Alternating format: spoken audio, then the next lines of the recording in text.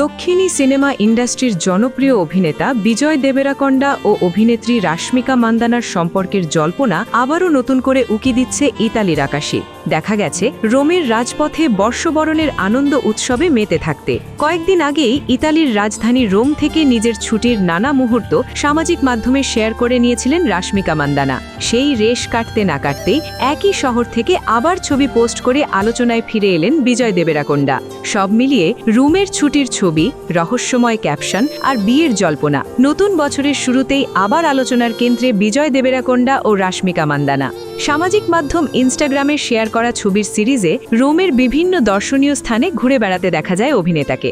একটি ছবিতে তিনি দাঁড়িয়ে রয়েছেন আইকনিক কোলোসিয়ানের সামনে, অন্য আরেক ফ্রেমে তার কাঁধে মাথা হেলিয়ে থাকা এক নারীর উপস্থিতি নজর কেড়েছে নেটিজেনদের। যদিও সেই নারীর মুখ স্পষ্ট নয়, তবু অনুরাগীদের অনুমান তিনি আর কেউ নন, অভিনেত্রী রাশমিকা মান্দানাই। সামাজিক মাধ্যমে নববর্ষের শুভেচ্ছা জানিয়ে বিজয় লিখেছেন, happy new year my darling loves, May we grow up together, make great memories, do great things, spread love, chair and life.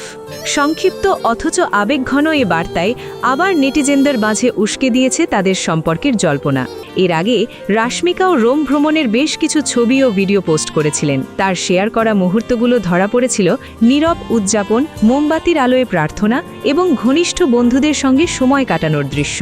সেই পোস্টের মাঝেই কিছু সূক্ষ্ম ক্লিপে নজরে আসে বিজয়ের উপস্থিতি, বিশেষ করে একটি ভিডিও যেখানে রাশমিকাকে বিজয়কে ডেজার্ট খাওয়াতে দেখা যায়। তারপর নিজে তা আস্বাদন করেন, এমন দৃশ্য মুহূর্তেই সামাজিক মাধ্যমে ছড়িয়ে পড়ে। ইন্ডাস্ট্রির অন্দরমহলে অবশ্য সেই সম্পর্ক নতুন নয়। এর আগে 2025 সালের অক্টোবরে ঘনিষ্ঠ পরিবার পরিজনের উপস্থিতিতে নাকি গোপনে বাগদান সেরেছেন বিজয় ও রাশমিকা। যদিও এখনও পর্যন্ত তারা আনুষ্ঠানিকভাবে কোনো ঘোষণা দেননি, তবে একটি গণমাধ্যমের প্রতিবেদন সূত্রে জানা গেছে আগামী 26শে ফেব্রুয়ারি 2026 রাজস্থানের উদয়পুরে একটি রাজকীয় প্রাসাদে বসতে চলেছে তাদের বিয়ের আসর। সেই অনুষ্ঠানও হবে সম্পূর্ণ ব্যক্তিগত, কোনো সেলিব্রিটি অতিথিকে আমন্ত্রণ জানানো হবে না। বাগদানের মতোই বিয়েটিও হবে একান্ত ঘনিষ্ঠ পরিসরে, শুধু পরিবারের সদস্য ও কাছের মানুষই উপস্থিত থাকবেন বলে জানিয়েছে এক ঘনিষ্ঠ সূত্র।